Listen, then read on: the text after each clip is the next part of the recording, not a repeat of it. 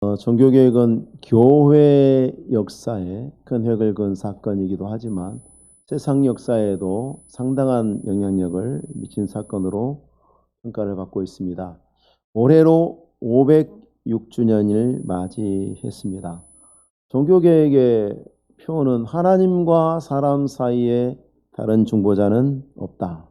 예수 그리스도밖에 없다라는 표어였는데 우리는 그 믿음을 다시 생각해야 됩니다. 오직 예수 그리스도로만 하나님 앞에 유일한 구원의 길이다라는 것을 천명하는 것이 우리 종교개혁의 정신입니다.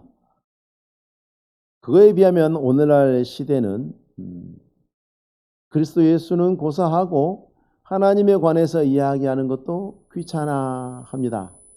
쓸데없다는 거죠.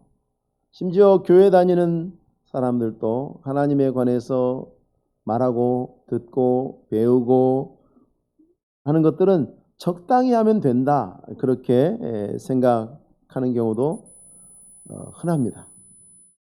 하나님에 관한 지식이 무슨 도움이 되느냐, 실제로 세상을 사는데 무슨 도움이 되느냐, 거리적거리기만 하지 라는 것이 사람들의 생각입니다. 그래서 그런 생각을 가장 잘 대변해 주는 게 톤이 나오냐 팝이 나오냐, 그런 얘기입니다. 어린 시절에 저도 교회를 안 다닐 때에 제가 직접 할아버지들에게 들었던 얘기가 교회를 다니면 톤이 나오냐 팝이 나오냐, 그 소리를 지금도 기억하고 있습니다. 왜 그런 얘기가 있었을까 이제 철이 들면서 깨달았습니다마는 하나님에 관한 지식을 거절하는 마음을 가장 잘 보여주는 말이라고 할 수 있겠죠. 그러나 그렇게 생각하는 사람들은 결과적으로 큰 낭패를 보게 됩니다. 왜냐하면 하나님에 관한 지식이 없으면, 참된 지식이 없으면 어떤 사람도 올바른 삶을 살 수 없기 때문에 그렇습니다. 왜냐? 하나님이 빛이시기 때문에 그렇습니다. 하나님만이 빛이시기 때문에 그렇습니다. 그러나 우리는 그것을 알지 못했죠, 과거에. 물론 지금도 알지 못하는 사람들이 세상에는 너무 많습니다.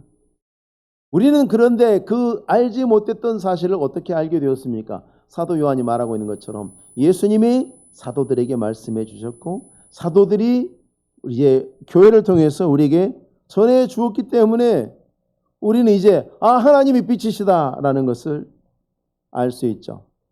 하나님은 빛이신데 그냥 빛이 아니고 어둠이 조금도 없는 빛이시다. 어둠이 조금도 없는. 여러분, 우리는 세상의 많은 것들을 인간들은 정제해 가면서 발전시켜 왔죠. 돌을 깨뜨려서 돌 안에 있는 쇠를 정제해 가지고 철을 만들고 금을 만들고 구리를 만들고 그러면서 인류 문화를 발전시켜 왔습니다. 그런데 정말 순수한 물질이 있는가? 인간은 순수한 걸 만들 수 있는가? 못 만듭니다. 유감스럽게도 그것은 인간의 영역이 아닙니다. 여러분, 순금바에도요, 그거 써 있어요. 금 해가지고 100%라고 절대 써 있지 않습니다. 구자가 들어가 있습니다. 구자. 제가 알기로는 그게 써 있어요. 금이 몇 프로인지 써 있어요. 100% 순금을 만들 수 없습니다. 전에도 우리가 한번 말씀을 드렸습니다만은 일본이 우리나라 경제적으로 우리나라 기업들을 공격할 때에 우리 같이 경제에 문외한인 사람들도 전문 용어를 배우지 않았습니까? 불화수소. 반도체를 만드는데 꼭 필요하다는 그 물질. 그런데 그것도 100%가 아니에요. 그 물질도 99.99 뭐 이렇게 나가지 100을 만들 수가 없는 거예요, 인간은. 절대로 100을 만들 수가 없는 거예요. 하나님만이 어둠이 조금도 없는 완전한 빛이시다라는 얘기는 굉장히 강력한 도전입니다. 사람들이 아무리 그럴듯하고 뭐 어떤 걸 해도 그건 그 안을 들여다보면 어둠이 있어요. 교회 안에도 어둠이 있어요. 교회 지도자들 안에도 어둠이 있어요. 예수를 가장 잘 믿었다고 하는 사람들의 발자취 속에도 어둠이 있습니다. 안 그렇습니까? 아브라함은 무균질 인간이었습니까? 아니죠. 다윗은 어떻습니까? 하나님 앞에서 노아는 또 어떻습니까? 우리가 기억하는 훌륭한 믿음의 사람들 들여다보면 그 안에 어둠이 있습니다. 하나님만 완전한 빛이십니다. 그래서 그 어느 누구도 어떤 방법으로도 하나님이 아니라면, 하나님을 통하지 않으면 어둠에서 벗어날 수 없습니다. 그래서 우리는 하나님만 믿지 하나님을 잘 믿는 사람을 믿어서는 안 되는 거죠. 우리는 다윗을 믿지 않습니다. 아브라함을 믿지도 않습니다. 우리는 하나님을 믿죠. 그러나 가톨릭은 사람을 구원하기 위해서 온갖 장치들을 많이 고안해냈습니다. 의도는 좋았다고 해요. 그러나 그것은 사실이 아니었기 때문에 그것이 사람들을 멸망으로 끌고 가는 것을 가만히 두고 볼 수 없어서 종교개혁자들이 정말 목숨을 걸고, 성경을 손에 들고 목숨을 걸고 일어섰던 겁니다. 말은 좋은데 그게 결코 사람을 살릴 수 없는 것이었기 때문에. 참된 빛이신 하나님이, 자, 그럼 왜 필요한가? 빛의 본성을 생각해 보면 됩니다. 빛은 모든 것의 본성을 보여 드러내주죠. 특별히 우리는 빛을 통해서 많은 것들을 분별합니다. 우리는 빛을 통해서 눈으로 있는 사물들을 발견하기도 하고요. 아주 강력한 빛을 통해서 세포나 그런 것들도 우리는 분석해 낼 수 있게 됩니다. 빛의 특성이 그렇습니다. 보고 알게 합니다. 우리가 빛을 사용할 수 있어서 밤에도 빛이 있게 함으로 인해서 우리가 밤에도 활발하게 활동하게 되었다는 것은 누구나 아는 사실입니다. 그래서 외국에서 서울은 굉장히 활발한 도시다라는 말을 어떻게 표현합니까? 밤에도 불이 꺼지지 않는 서울, 그렇게 표현하지 않습니까? 불이 꺼지지 않았다는 얘기는 활동을 하고 있다는 거죠. 뭔가를 알고 인식하게 될 때에 인간은 활동할 수 있게 되는 거죠. 그것도 바르게 활동할 수 있게 되는 거죠. 깜깜한 밤에 빛이 없다면 운전할 수 있겠어요? 우리가 헤드라이트를 켜고 길을 찾고 바로 갈 수 있는 것과 같습니다. 영적인 빛도 똑같습니다. 모든 것에 오히려 본성적인 부분들을, 그 실체적인 부분들을 드러내주죠. 그래서 우리가 진리의 빛으로 말미암아 모든 것들을 바르게 이해하고 사용할 수 있습니다. 사람이 뭐냐? 나는 뭐냐? 이 세상은 뭐냐? 알 수 있습니다. 그래서 바로 살아갈 수 있게 해주는 것입니다. 그런데 진리이신 그 빛이신 하나님을 알지 못하는 사람들은 자기 나름대로의 가짜 빛을 만듭니다. 다른 사람들이 말하는 대로 자기 나름대로 그렇게 세상을 이해하면서 살아가지만 그것은 사람을 잘못 판단하게 만들고 실제로는 잘못된 길을 가게 만드는 거죠. 계기판에는 잘 간다고 나와요. 저는 군에 있을 때 그런 경험을 해서 그게 얼마나 위험한 건지 알아요. 서해바다는요, 봄부터 가을까지 바다 안개가 끼는데 그 안개의 수준이 육지에서 경험할 수 있는 수준이 아니에요. 정말 한 치 앞이 안 보입니다. 그런데 그 안개 속에서 레이더가 고장이 난 거예요. 고장이 난 줄 몰랐어요. 얘가 방위도를 틀어서 보여주는데 고장이 난 줄 몰라서 앞에서 큰 상선이 오고 있는데 우리는 분명히 피해 간다고 생각했는데 정말 하나님의 은혜로 안개가 낀 곳 등에 중간중간에 이렇게 구멍이 뻥 뚫려 있는 곳들이 이상해요. 그 어떤 현상인지 모르겠는데 안개가 갑자기 사라지는 영역이 살짝 나타나는데 그 영역으로 딱 들어갔는데 우리는 분명히 배가 이쪽에 있다고 생각하고 이리 가고 있는데 배가 여기서 나타나는 거예요. 정말 그때 안개가 거친 지역에서 우리가 지나가지 않았으면 우리 전원 아마 사망했을, 아마 일간신문 톱에 나왔을 그런 상황이었습니다. 얼마나 위험한 것입니까? 잘못 가고 있는데 잘 가고 있다고 착각하는 것. 그게 고장난 빛이 사람들에게 주는 해로움입니다. 그런 하나님의 빛은 정확하시죠. 온전하시기 때문에 순도 100%짜리 빛이시기 때문에 하나님에게는 조금도 오류가 없기 때문에 우리는 하나님을 온전히 믿고 그 인도하심을 따라 살 수 있습니다. 안전합니다. 잘못된 곳으로 가지 않습니다. 빛 대신 하나님께서 많이 인간을 어둠에서 벗어나도록 인도하실 수 있습니다. 빛을 따를 때에만 인간은 어둠을 벗어날 수 있게 되는 것입니다. 태양의 빛이 비치지 않는 우주가 얼마나 캄캄한지 우리는 알지 않습니까? 그리고 그 빛은 어둠이 가져오는 혼란을 없애주죠. 태초에 흑암이 깊음 위에 있다고 했을 때 하나님께서 빛이 있으라 하심으로 그 혼돈을 정리하셨습니다. 빛만이 혼돈을 정리하고 질서를 세워줍니다. 생각해 봅시오. 우리나라 과거에 결혼하고 아이 낳고 해서 이제 가정을 이루고 살아가는 것들이 자체가 뭐 아무도 고민하지 않는, 아무도 걱정하지 않았던 일들이었습니다. 너무나 자연스러운 사회 현상이었습니다.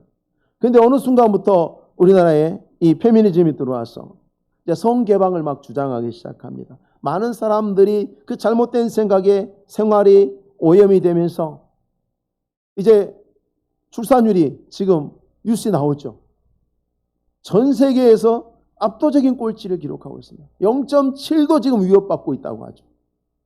그런데 우리가 주변을 보면 그래도 하나님 말씀 따라 산다고 하는 교회들의 신자들의 상황은 그래도 신자 가정들은 그나마 형편이 낫지 않습니까? 그러면 실제로 봤을 때 우리나라의 지금 현재 상황은 0.5라는 얘기예요. 0.5. 세계적인 기록입니다. 아무도 따라올 수 없는 압도적인 꼴등입니다. 이런 거 하기도 쉽지 않습니다.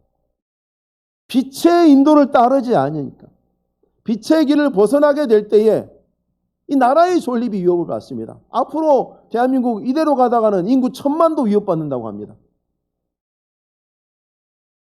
이제 몇 년 뒤면 이제 여자분들도, 우리 여자 청년들도 강제 징집을 피할 수 없는, 지금 피할 수 없는 것이 뻔히 보이는 그런 상황까지 가 있습니다. 왜 그렇게 됐는가? 하나님이 생육하고 번성하라 하셨잖아요. 그 말씀대로 안 살고 그 말씀이 우리에게 적용이 되지 않을 때에 우리에게는 얼마나 많은 부작용들이 나타날 수 있는가 하는 것을 그 하나의 사건을 통해서만 또 우리는 분명하게 확인할 수 있습니다. 그에 비하면 하나님의 빛은 어둠을 몰아내는데, 그 어둠은 다른 것도 아닙니다. 죄의 상징입니다. 하나님을 알지 못함으로 해서는 안 될 일을 하고 가서는 안 될 길을 가는 것을 나타내는 겁니다. 사람들은 그래도 나름 이게 질서야 라고 주장할 수 있지만 그건 살게 하는 질서가 아니라 망하게 하는 죄입니다. 우리가 하나님의 말씀을 떠나면 당장은 좋은 것 같을 수 있어요. 그러나 결국은 우리를 고통과 망함으로 끌고 가는 것입니다. 그 생각이 적용이 되는 것이 딩크 아닙니까? 딩크. 아이를 낳지 말자. 하나님은 생육하고 번성하라. 그것이 그렇게 복 주시는 말씀이었어요. 너희는 생육하고 번성하라. 복 주신 말씀이었는데 아이는 귀찮은 거야. 아이는 번거로운 거야. 아이는 걸리적거려. 그것은 하나님의 말씀을 떠난 것이죠. 좋아 보이고 당장에는 굉장히 괜찮아 보이는 선택인 것 같지만 결국은 그것이 우리를 망하게 하고 우리의 삶을 어렵게 하는, 우리를 고통에 빠뜨리는 죄에 불과하다는 것이 드러나는 것입니다. 어둠은요, 하나님에 대한 또한 무지입니다. 하나님을 알지 못하니까 죄를 짓지 않습니까? 하나님에 대한 무지, 진리에 대한 무지하니까 순종할 수 없습니다. 그래서 어둠은 반드시 하나님에게 불순종하게 만듭니다. 하나님은 인간이 서로 사랑하라고 말씀하셨죠. 그런데 하나님의 뜻에 불순종하기 때문에 어둠 속의 인간들은 서로 사랑하지 않습니다. 미워하고 시기하고 적대감에 사로잡혀 살아갑니다. 예수 믿는 사람도 그 마음의 어둠에 사로잡힐 때에 미워하고 시기하고 적대감에 사로잡혀서 교회 안에서 분쟁하고 문제를 일으키고 서로 고통을 주고 그러지 않습니까? 어둠에 사로잡힌 마음은 은밀한 중에도 범죄하죠. 겉으로는 안 그런 척하지만 은밀한 중에 범죄하고 있습니다. 그래서 자기도 속이고 다른 사람도 속이면서 서로 고통 가운데서 그렇게 살아갑니다. 범죄한 모든 인간이 바로 이러한 어두움이 본성입니다. 그래서 인간은 하나님을 위해서 선한 열매, 다른 사람들을 위해서 선한 열매를 맺을 수 없습니다. 에베소서 5장에 있는 말씀처럼 너희는 열매 없는 어둠의 일에 참여하지 말고 도리어 책망하라 하셨지 않습니까? 예수 믿는 사람들도 그렇게 될 수 있다는 얘기입니다. 하나님의 진리를 따르지 못하는 사람이 누군가 실종된 사람들.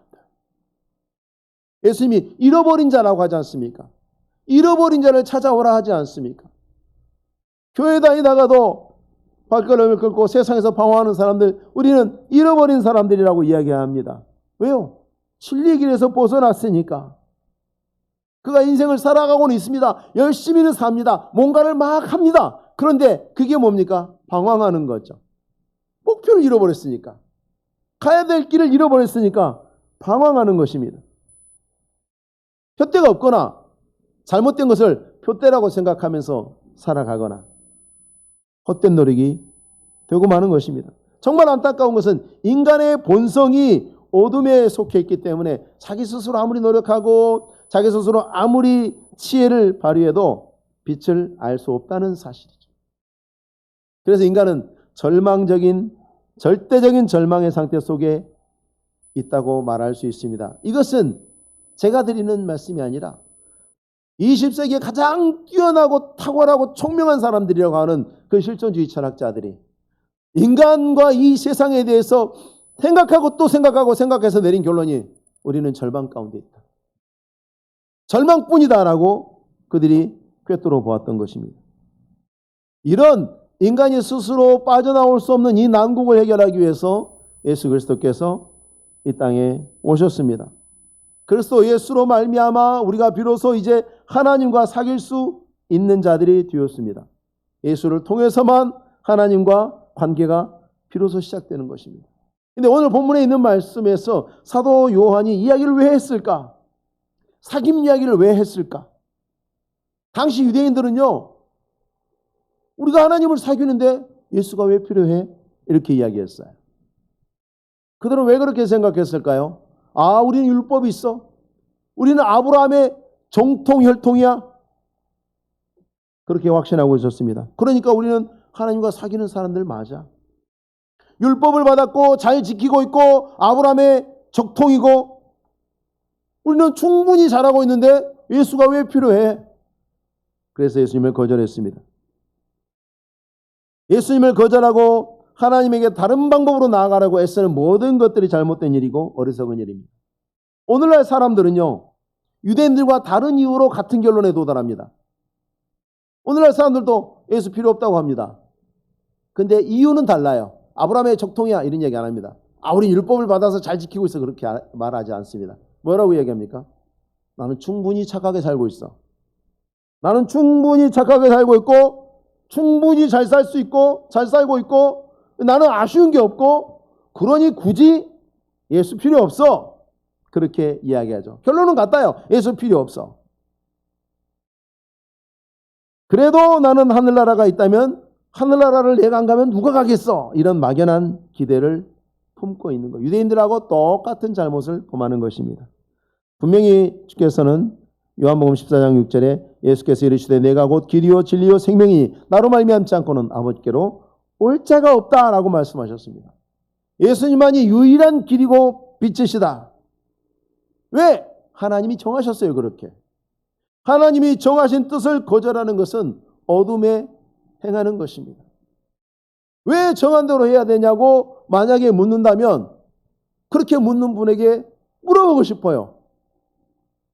그러면 그분들은 자기 마음대로 사는가? 아니요. 그분들도 삶을 들여다보면 다 남 정해놓은 거 잘만 따르고 살아요. 한강 헤엄쳐 건너는 분 계세요? 헤엄쳐는 분 계세요? 헤엄쳐 건넌다고 누가 뭐라 해요? 근데 그렇게 안 하죠. 남들이 만들어 놓은 다리 잘만 다니더만요. 건물 들어갈 때 어떻게 들어가세요? 요즘 건물 보니까 또 유리로 많이 만들었더만요. 다 이게 빙 둘러서. 유리창 깨고 들어가세요? 아니잖아요. 문으로 들어가잖아요.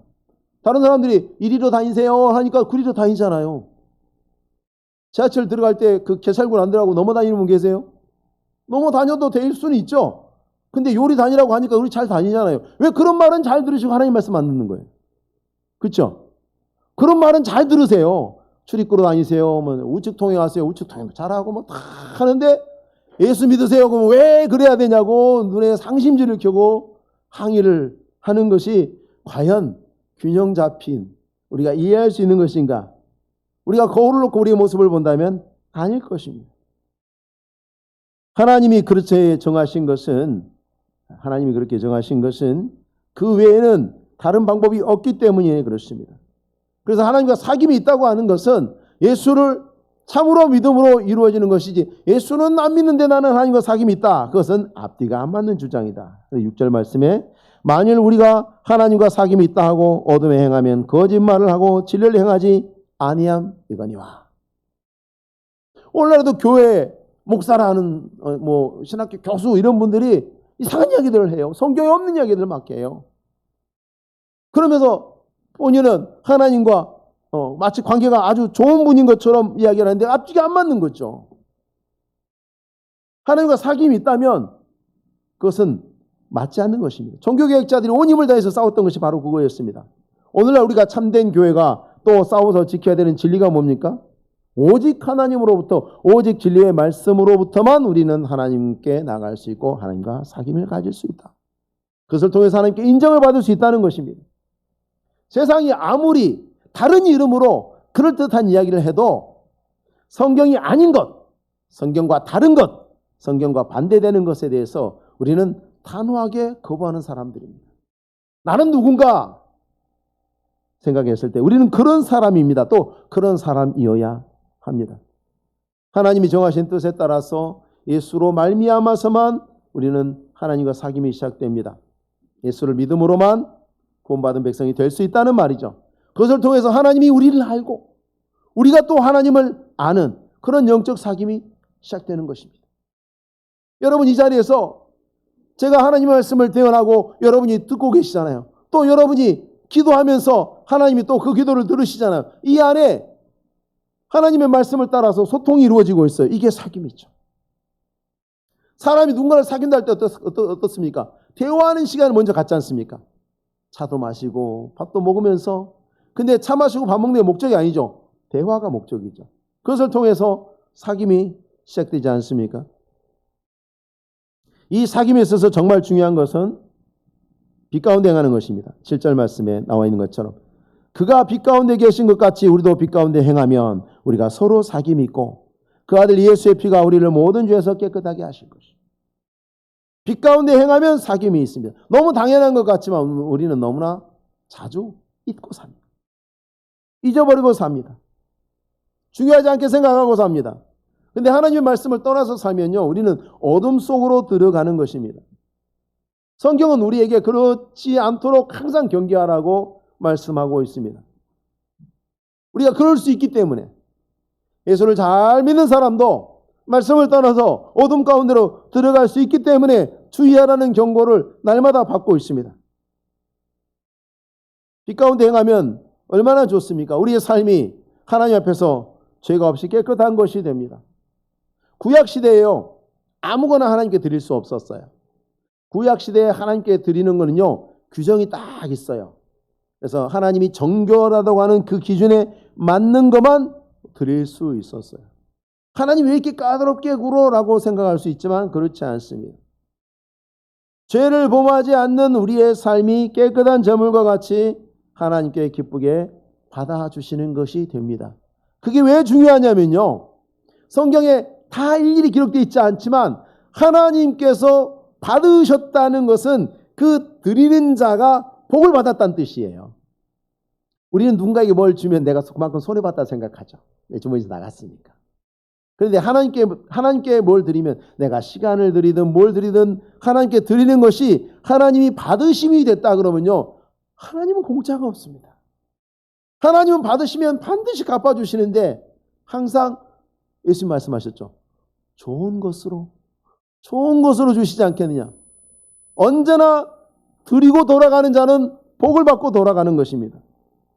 하나님이 받으시는 것은 곧 축복입니다.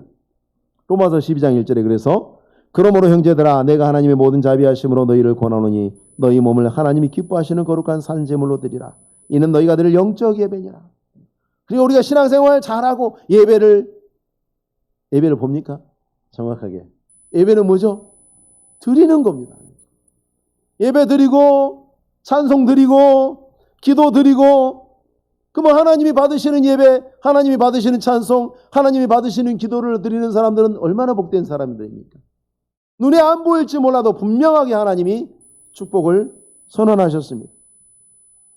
문제가 있습니다. 근데 우리가 하나님의 은혜로 빛을 알고 빛 가운데로 살아가도록 부름을 받았고 또 그래야 된다고 생각하고 또 그러려고 노력하지만 항상 피할 수 없는 문제가 우리 앞에 딱 기다리고 있습니다. 로마서 7장 19절에서 21절의 말씀. 자, 한번 같이 읽어보겠습니다. 로마서 7장 19절에서 21절 시작. 내가 원하는 바 선은 행하지 아니하고 도리어 원하지 아니하는 바 악을 행하는도다. 만일 내가 원하지 아니하는 그것을 하면 이를 행하는 자는 내가 아니요 내 속에 거하는 죄니라. 그러므로 내가 한 법을 깨달았노니 곧 선을 행하기 원하는 나에게 악이 함께 있는 것이로다. 예수 믿는 사람들의 실상입니다. 여러분 신자한테 실망하셨습니까? 어디 목사님한테 시험 들었습니다. 장로님한테 시험 들었습니다. 권사님 때문에 속이 상해요. 잘하는 일은 아니지만 그것은 이상한 일은 아닙니다. 왜요? 이 정상입니다. 사도 바울 안에도 악이 있었다고 고백하고 있습니다. 만약에 바울이 이야기를 안 했으면 우리는 바울은 그냥 성자라고 했을 거예요. 예수님 바로 다음 번호표 받고 계시는 분이라 그렇게 생각했을 거예요. 근데 바울은 자기 입으로 얘기합니다. 나는 죄인의 괴수다. 나는 날마다 죽어야 되는 사람이다. 내 안에는 악이 함께 있다. 모든 사람에게 그렇다. 우리가 수시로 이것 때문에 하나님과 사귀는 일에서 실패하는 일이 일어납니다. 사귀고자 합니다. 사도 바울도 얘기합니다. 나 잘 살고 싶어. 선을 행하고 싶어. 훌륭하게 살고 싶고 하나님을 기쁘시게 하고 싶어. 근데 실패합니다. 구원받기 이전의 인간들이 하나님 앞에 죄가 없을 수 없잖아요. 구원받고 난 사람도 하나님 앞에 죄가 없을 수 없습니다. 그래서 예수님께서 제자들에게 너희는 이렇게 기도하라. 그 가르치시는 기도 안에 무슨 기도를 넣어놓으셨습니까? 우리 죄를 사하여 주옵시고. 많은 사람이 우린 그걸 알아야 돼요. 항상 내 죄가 나를 괴롭히지 않는지, 내 죄가 다른 사람에게 고통을 주지는 않는지 우리 항상 고민해야 됩니다. 자신을 돌아봐야 되고, 그런 사람들이 거룩한 사람이에요. 그런 사람들이 훌륭한 사람이 되는 거예요. 죄가 없을 수 없습니다. 그래서 우리는 날마다 회개합니다. 대표기도하러 오시는 분들마다, 장로님, 안수집사님, 권사님 대표기도 하실 때마다 죄를 회개합니다. 그리고 그 다음 주에 또 회개합니다. 우리가 이상한 사람들이라, 정신분열 앓고 있거나 아니면 양심이 2개거나 인격이 2개거나 그런 사람이어서 그렇지 않습니다. 우리는 노력하지만 실패하고 또 노력하고 또 하나님 앞에 잘 살기를 다짐하고 또 은혜 주시기를 간구하고 그럼에도 실패했기 때문에 나와서 죄사함을 구하고 그러는 것입니다. 그래서 우리는 우리 존재 자체가 그렇기 때문에 회개하는 삶이 얼마나 중요한지 모릅니다. 회개는요, 이미 범한 죄의 과오를 씻어줍니다. 2가지 아주 유익한 효과가 있어요. 9절 말씀에 만일 우리가 우리 죄를 자백하면 그는 미쁘시고 의로사 우리 죄를 사하시며 우리를 모든 불의에서 깨끗하게 하실 것이다. 세상에 악한 사람들도요, 누가 잘못했는데 내가 그러면 얼마나 사람들이 2배로 화가 나잖아요. 그렇죠? 근데 잘못한 사람이 나와서 잘하려고 했는데 일이 잘못됐습니다. 죄송합니다. 그러면 참 화내기 애매해. 그렇죠? 그러면 웬만하면 사람들이 그래 좀 더 봐주자. 계속 상습적으로 그러면 나쁘겠지만 웬만하면 사람들이 참아주고 또 기회를 주고 아량을 베풀어주고 이렇게 합니다. 사람들도 그렇습니다. 악한 사람들도 하물며 하나님 앞에 죄를 자백하면 하나님께서 우리를 모든 불의에서 깨끗하게 하실 것이다. 죄가 남아있으면 징계를 피할 수 없습니다. 하나님은 공의로우시니까요. 하나님은 공의로우세요. 신자든 불신자든 죄를 찾으시면 징벌하세요.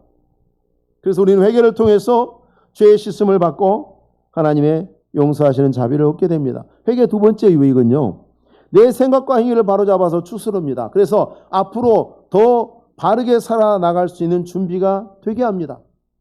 뭐가 잘못된지도 모르고 잘못을 깨달았을지라도 회개하지 않고 이런 사람들은 계속 같은 잘못을 반복하게 되어 있습니다. 그러나 회개함으로 자신을 돌아보는 사람은 다가오는 시간에 같은 잘못을 범하지 않기 위해서 노력하게 되어 있습니다. 어떤 사람의 삶이 발전하겠습니까? 어떤 사람의 삶이 더 나은 모습이 되겠습니까? 그러므로 우리는 하나님의 온전하신 선하심과 빛되심을 알고 또 우리 자신이 어두움이었지만 이제는 빛을 비춰주셔서 빛과 함께 행해야 한다는 것을 인정해야 됩니다. 하나님, 나는 날마다 빛과 함께 행해야 됩니다. 내게 어둠이 있으니까 에이 적당히 해도 돼 하고 스스로 자기를 위안하기 위해서 그렇게 타협하는 생각을 받아들여서는 안 됩니다. 내가 비록 부족해도 하나님이 말씀하신 그 말씀대로 빛이 변질돼서는 안 됩니다. 나의 부족함 때문에. 더 한 걸음 더 가까이 나가기 위해서 나를 재촉하기 위해서 사용되어야지 빛을 나 쪽으로 끌어오려고 해서는 안 됩니다. 하나님은 빛이십니다. 인정해야 합니다. 그리고 빛 가운데로 행하라는 주의 부르심 앞에 내가 마음으로는 동의하지만 우리가 사도 바울을 통해서 본 것처럼 우리 마음 안에 죄가 항상 나를 넘어뜨리려고 하는, 그리고 실제로 우리가 자주 넘어지는 것을 또 인정해야 됩니다. 거룩한 척 하면 안 됩니다. 부족한 줄 알고 부족함을 고백하고 부족함과 싸우는 사람이 거룩한 사람이에요. 그 사람이 정말 거룩한 사람이에요. 거룩한 사람은 거룩한 척 하는 사람이 거룩한 사람이 아닌 것입니다. 사도 바울도 나는 죄인입니다. 항상 나는 부족합니다. 나는 연약합니다. 하는 것을 감추려고 마치 아닌 것처럼 생각하거나 행동하거나 사는 사람들이 판단하게 해서는 안 됩니다. 그리고 우리는 우리의 신앙생활이 항상 하나님 앞에서 회개를 멈출 수 없는 생활이라는 것을 깨달아야 합니다. 그렇습니다. 거룩하게 살고자 할수록, 거룩하게 살려고 하는 사람일수록, 하나님의 뜻에 참되게 살려고 하는 사람일수록 내가 얼마나 회개할 것이 많은지, 하나님 앞에 내가 얼마나 부족한 죄인인지 절절하게 회개하고 용서하심을 또 하나님의 도우심을 구하지 않을 수 없습니다. 종교개혁을 이끌었던 그 위대한 믿음의 두 사람이 있죠. 루터와 칼빈입니다. 루터는 신자의 생애는 모든 생애가 회개다 이렇게 이야기했어요. 신자의 삶이 무엇이냐? 회개다, 회개. 우리는 천국 갈 때까지 이 땅에서 회개하면서 사는 것이다. 신자의 전생애가 회개라 그랬어요. 칼빈은 좀 더 명쾌하게 정리를 했습니다. 회개에 대해서. 혹시 화면 올라올 수 있을까요? 예, 바꿨군요. 아까 일부 예배 때는 좀 안 돼요. 우리 같이 한번 읽어보겠습니다. 시작. 하나님께서는 계속적인 그리고 때로는 아주 더디기도 한 과정을 통해서 그의 택한 자들 안에서 육체의 부패성들을 제거하시고 그 죄책을 깨끗게 하시며 그들을 성전으로 거룩히 구별하시며 참된 순결에게 이끌리는 모든 성향을 회복시켜 가심으로 하나님이 택한 자들은 평생토록 회개를 실천하며 또한 이러한 싸움이 죽음에 이르러서야 비로소 종결될 것임을 아는 것이다. 너무 조급해하지 마시고, 나는 왜 이렇게 신앙생활 열심히 하는데 나는 왜 이렇게 발전이 없을까? 어제도 하나님 죄송합니다 했는데 이번에 오늘 또 와서 죄송합니다 하려니까 입이 부끄럽고 그렇게 생각하지 마시고, 그렇게 회개하면서 하나님 앞에서 더 가까이 나아가고자 하지 않는 마음이 부끄러운 것이고 그것을 포기해버리는 삶이 부끄러운 것이지, 칼빈같이 거룩하고 훌륭한 사람도 이야기했습니다. 우리는 계속해야 되는데 더디기도 하다 이 과정이. 그럼에도 불구하고 날마다 이걸 회복시켜 나가야 되고 평생 동안 회개를 실천해야 하는 것이다 라는 것을 오늘 받으신 말씀대로 날마다 우리의 삶을 빛되신 하나님 앞에서 힘써 회개하시면서 개혁해 나가시고 하나님께 더 가까이 나가셔서 우리의 삶이 사람들 앞에서 하나님의 온전한 빛처럼 빛나시기를 주의 이름으로 축원합니다. 기도하겠습니다. 거룩하신 하나님 아버지 감사합니다. 부족하고 못난 자들을 불쌍히 여기셔서 하나님의 영광스러운 자녀 삼아주시고 믿음으로 살지만 또한 너무 자주 넘어지는 저희를 불쌍히 여겨주셔서 주의 은혜로 날마다 회복시켜 주시옵소서. 하나님 죄를 죄 아니라 하며 덮지 않게 하시고 날마다 주 앞에 회개하며 빛 대신 하나님 앞에 더 나아가며 빛 가운데 행함으로 인하여서 은혜의 풍성함을 누리며 세상에 하나님의 구원하심을 드러내는 종들로 주의 선한 도구로 쓰임받는 우리 대한민국의 모든 성도들이 되게 하옵소서. 이로 말미암아 우리 성도들의 삶과 인생의 걸음 위에, 기도의 제목 위에, 마음에 품은 소망 위에 하늘의 선한 것들이 날마다 충만하게 하시기를 원하옵고 예수님의 이름으로 기도하옵나이다. 아멘.